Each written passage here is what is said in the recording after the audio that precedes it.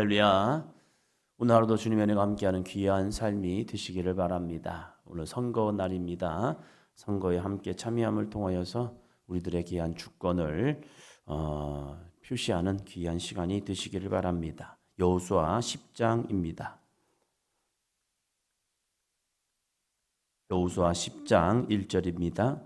그때 여호수아가 아이를 빼앗아 진멸하되 여리고와 그 왕에게 행한 것 같이 아이와 그 왕에게 행한 것과 또 기브온 주민이 이스라엘과 화친하여 그 중에 있다함을 예루살렘 왕 아도니세덱이 듣고 아멘. 점점 이스라엘의 세력이 강성해집니다. 가나안에 정착을 하기 시작합니다. 한 지역이 이스라엘 손에 넘어가기 시작합니다. 여리고성과 아이성은 어쩔 수 없다라고 생각할 수 있습니다. 왜? 그들이 진멸시켰기 때문에, 치고 들어갔기 때문에. 그러나 가나안 족속들이 볼 때에 이 기브온 주민은 달랐습니다. 그들은 왕이 거하는 성, 좀 큰 성이었고 왕도 정도 되는 큰 성이었고, 그리고 그들은 싸움을 좀 하는 사람들이었습니다. 그런데 이 기브온 주민이 싸움도 없이 그냥 끝나버립니다. 그들이 항복을 선언했고 그리고 화친 조약을 맺어버렸죠. 그럼을 통하여서 이 큰 성이 이렇게 나가는 순간 다른 이 족속들에게 영향력이 되는 거죠. 우리는 어떻게 할까? 우리는 어떻게 하는 거지? 하면서 다른 사람들에게 무기력함을 줄 수 있다는 그러한 판단이 된 겁니다. 그래서 예루살렘 왕 아도니세덱이 이제 이 남부에 있는 5 왕을 모아서 이제 우리 같이 저 본때를 보여주자. 누구에게요? 이스라엘입니까? 아니죠. 기브온 주민들에게 우리가 본때를 보여주자. 이거 있잖아요. 이쪽에서 화나면 이쪽에다가 화풀이하는 경우가 있죠. 고래 싸움에 새우등 터지는 것도 있죠.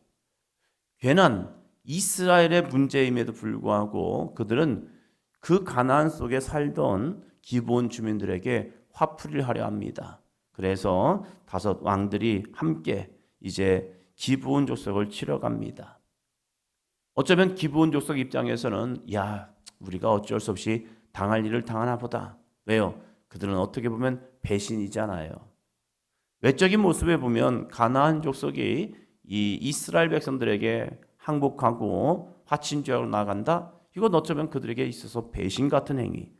그 배신에 대한 징계를 할 때에 이들이 그래 우리가 당할 일을 당했어 이렇게 하지 않았다는 겁니다.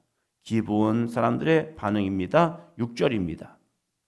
기브온 사람들이 길갈 진영에 사람을 보내어 여호수아에게 전하되 당신의 종들 돕기를 더디게 하지 마시고 속히 우리에게 올라와 우리를 구하소서. 산지에 거주하는 아모리 사람의 왕들이 다 모여 우리를 치나이다 하며. 기브온 사람들은 참 지혜롭습니다.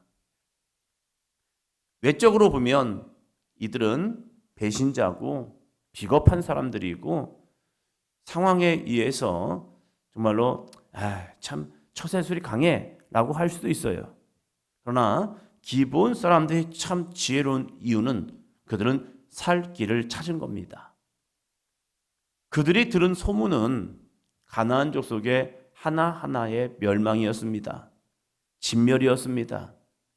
그러면 그 운명을 그들은 그냥 받아들이지 않았습니다. 우리는 가나안 족속이니까 어쩔 수 없겠네. 하나님이 그들에게 명령했다잖아. 가나안 족속에 있는 사람들은 다 진멸시켜라. 호흡이 있는 모든 사람들은 다 죽여라. 남녀노소. 이거 굉장히 무서운 얘기입니다. 군인들만 죽이는 게 아닙니다. 전쟁은 군인과 군인과의 전쟁입니다. 민간인들은 보호해주는 협약이 있습니다. 조약이 있습니다.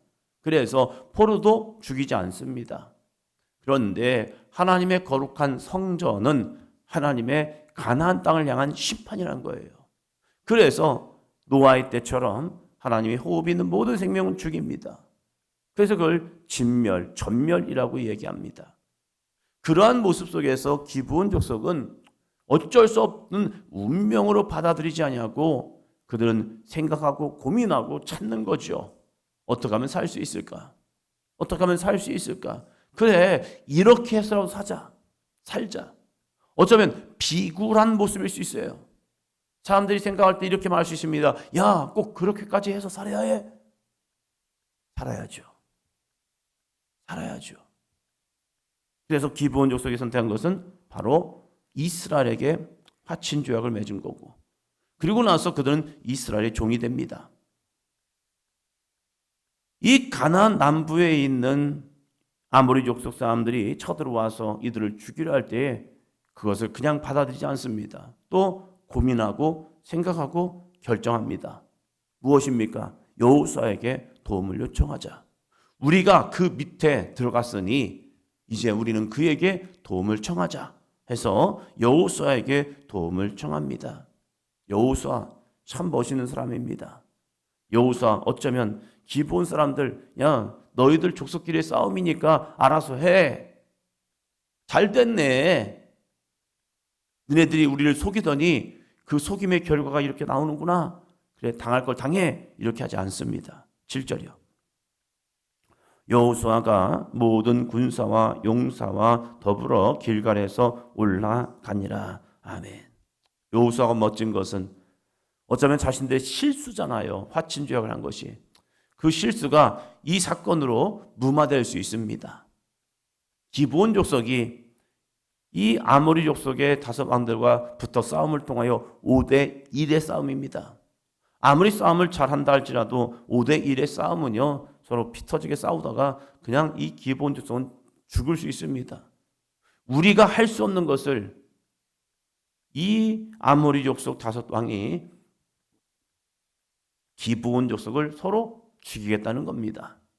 그래, 잘 됐구나. 손 안 대고 코 푸는 식이 돼버린 겁니다.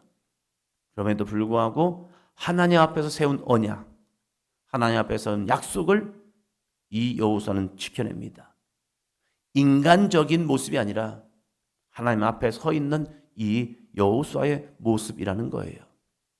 때로는 우리들의 삶에서 되어지는 형편으로 인하여 정말 하나님에 대한 약속보다는 되어지는 상황 때문에 이것도 하나님의 뜻이겠지, 이렇게 되어진 상황 속에서 하나님이 이렇게 만들어 주신 거야, 나 스스로 해석을 해버리고 하나님의 뜻과는 상관없이 나 좋은 대로 그냥 그 상황을 모면하려는 모습이 있는 거죠.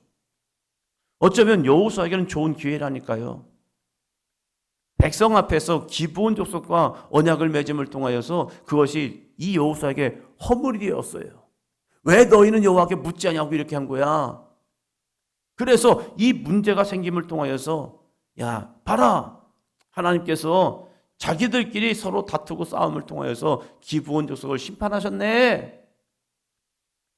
그러면서 자기의 잘못된 상황, 자기의 잘못된 선택, 자기의 잘못된 결정을 그냥 덮을 수 있는 좋은 상황이 되었음에도 불구하고 여호수아는 아니야, 하나님의 이름으로 약속하기 때문에 우리가 기꺼이 가서 싸우자 하면서 모든 군사와 용사와 더불어 길갈에서 올라갑니다. 그때 하나님이 그 모습을 보십니다. 8절이요. 그때에 여호와께서 여호수아에게 이르시되 그들을 두려워하지 말라. 내가 그들을 내 손에 넘겨 주었으니 그들 중에서 한 사람도 너를 당할 자 없으리라 하신지라. 아멘. 여호수아야, 두려워하지 마. 그들을 두려워하지 마. 내가 그들을 내 손에 넘겨 주었으니 그들 중에서 한 사람도 너를 당할 자가 없어. 다섯 왕이 뭉쳤다고? 괜찮아. 너는 이길 수 있어. 너 잘했어. 너 잘했어. 하면서 하나님께서 여호수아를 칭찬하고 계십니다. 우리들의 선택과 우리들의 나아가는 방향도 마찬가지예요.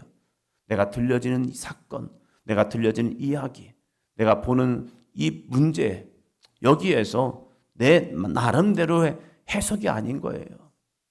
해석은 진짜 잘해야 합니다. 나의 유익함을 위한 해석, 내 만족함을 위한 해석, 내 기분에 대한 해석이 아니라 힘들어도 어려워도 희생이 따른다 할지라도, 그럼에도 불구하고 하나님이 무엇을 원하실까? 하나님 입장에서 하나님의 마음에서 무엇을 원하실까? 여호수아는 내 감정도 아니에요. 우리들의 유익도 아니에요. 때로는 가끔 가다가 여러 가지 채널에서 트럼프의 사건들이 막 나오더라고요. 우리하고는 상관없는 미국의 대통령이지만 트럼프가 굉장히 하나님의 사람으로서, 하나님의 대사로서, 하나님의 세우신 왕으로, 대통령으로서 막 하는 것처럼. 그런데 그가 하는 모든 것을 보면요, 오직 자기들의 이익만을 쫓아가요. 우리에게 이득이 되느냐 안 되느냐, 이익만을 추구하는 그 모습을 대충 보면서, 야, 하나님의 사람이라는 건 그게 아니잖아요. 내가 좀 손해를 보더라도, 내가 좀 이 자리를 내려온다 할지라도 거룩한 대의, 이것이 자기들만의 대의가 아니라 하나님이 정말로 원하시는 모습을 쫓아가는 것, 이것이 여호수아 같은 지도자라는 거예요. 오늘 하나님께서는 우리를 지도자로 세우신다는 겁니다. 한 사람 한 사람 한 사람을 내 개인적인 삶에서, 우리의 가정에서 영적 지도자로 세웠을 때에 우리의 판단, 우리가 영적으로 지도할 때에 그래, 이것도 좋겠네, 저것도 좋겠네, 이게 아니라 따릅니다. 하나님께서 기뻐하시는 모습으로, 하나님이 기뻐하시는 모습으로 나아가는 것, 이것이 진짜 아름다운 지도자요, 살아있는 지도자입니다. 그러한 이 여호수아에게 하나님은 승승장구하게 하십니다. 승승장구가 무엇입니까? 승리의 기세를 타고 거침없이 달려나간다는 뜻이죠. 이 여호수아가 가는 곳마다 승리합니다. 어떻게 승리합니까? 좋은 전략이 있었기 때문에, 이 여호수아는 위대한 전략가이기 때문에 승리했습니까? 여호수아가 군사가 너무 많아서 훌륭한 참모진들이 많았기 때문에 승리하였습니까? 아니에요. 여호수아는 한 가지 믿음이 있습니다. 하나님을 의지하는 믿음이요, 하나님이 시키면 아멘 할 수 있는 믿음의 사람이었기 때문에 이 여호수아는 승리합니다. 이것을 오늘의 말씀에 전합니다. 42절이요.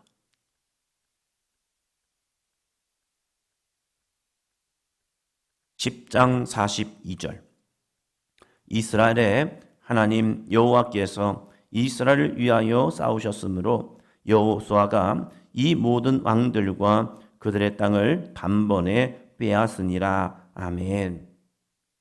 이스라엘 하나님 여호와께서 이스라엘을 위하여 싸우셨으므로, 하나님이 누구를 위해 싸우십니까? 왜 이스라엘을 위하여 싸우십니까? 여호수아와 이스라엘 백성들이 하나님의 말씀에 순종했기 때문에 그래요.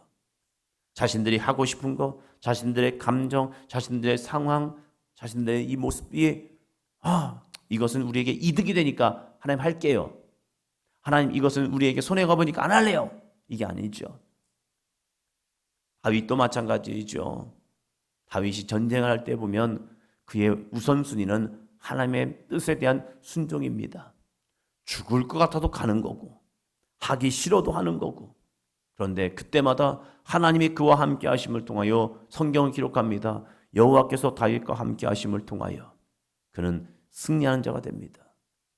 여호수아의 승리의 비결은 다른 게 있지 않아요. 그가 대단한 능력의 사람이 되기 때문이 아니라 여호와께서 여호수아와 함께 하셨고, 그 여호와께서 이스라엘과 함께 하시고 그를 위하여 싸우심으로 여호수아는 이 모든 왕들과 그들의 땅을 단번에 빼앗게 됩니다. 오늘 우리의 지도자들이 이러한 지도자가 되었으면 좋겠어요. 나의 이득과 만족함을 위해서 약속을 헌신짝처럼 버리는 그러한 사람들이 아니라, 그러면서 다시 나에게 기회를 주세요, 다시 나에게 기회를 주세요, 다시 한번 열심히 해볼게요, 이런 게 아니라 정말로 백성들을 위해서 내가 좀 손해를 본다 할지라도, 내가 좀 희생하는 한이 있더라도 기꺼이 이 주민들과 백성들에게 약속을 좀 지킬 수 있는 믿음, 또 무엇보다도 하나님을 경외하며 하나님의 뜻 가운데 순종할 수 있는 사람들이 되었으면 좋겠다. 정치인이 아니라 먼저 믿은 사람들은 그리스도인이 되었으면 좋겠다. 이 생각으로 나아갑니다. 그들만 바라보지 마시고 그러면 오늘 나는 어떠한 모두 믿음의 사람일까? 나는 여호수아처럼 하나님의 뜻 가운데 기꺼이 손해볼 수 있는 마음이 있을까? 기꺼이 순종할 수 있는 모습이 있을까? 오늘도 우리가 그 말씀에 순종한다면 하나님은 여호수아처럼 모든 왕들과 그들의 땅을 단번에 빼앗는 은혜가 있는 삶이 될 줄로 믿습니다. 기도합니다.